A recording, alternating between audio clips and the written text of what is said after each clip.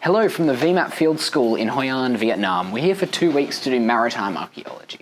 I flew in the day before yesterday from Perth, and for the last couple of days we've been exploring around here in the ancient town, just trying to get our feet and try to work out what we can see.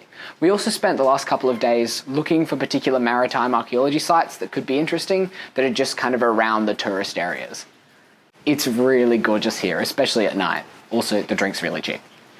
We plan to dive every day, but anyone who's in this business knows that doesn't tend to happen. We'll be diving out at the Cham Islands, but there's a sandbank in the way, so it's pretty weather dependent. Today we had to stay on land because we just couldn't make it over that sandbar safely. But today we visited a nearby pottery village. We're out here in a traditional potting village. This is also where they do a lot of boat building. As you can see, there's a lot of boats out on the river.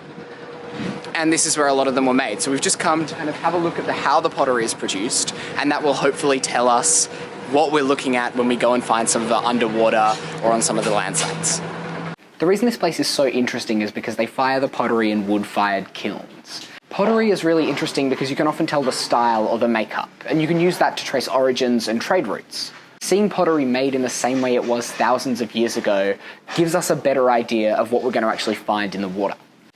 It starts with piles of clay which are blended together to get out any inconsistencies. These are then sculpted in various ways, sometimes on a kick wheel, and then these are left to dry for about a week and then put in kilns to fire.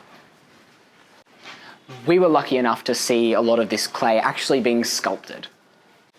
Even though the places that remain open are starting to use electric and gas-fired kilns, which makes it really important to record the ones that are still there, making it in the same way as they would be on any wrecks that are found.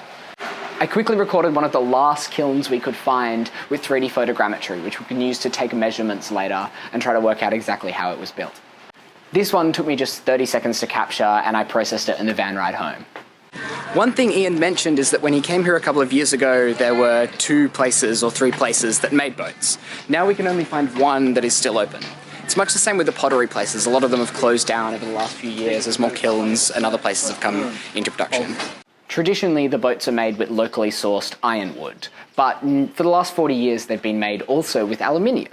This one's especially interesting because it's made with aluminium and it's made with metal, but it's not welded together. There are so many types of boat construction, materials, riveting, all sorts of ways to build a boat. And it's good to know all of them because you never know what you're going to find. This sort of boat just takes 10 days to be made in a workshop and will probably be used for fishing. A lot of them are then fitted out with whippersnippers as motors, which shows you that the technology and the construction are constantly changing, and it's important to stay on top of that and to understand how that's happened throughout history. It now looks like the weather is going to be shocking for the week, so we probably won't get to dive until next week. In the meantime, we're going to record a shipbuilding yard, so you'll see that in the next vlog. See you then!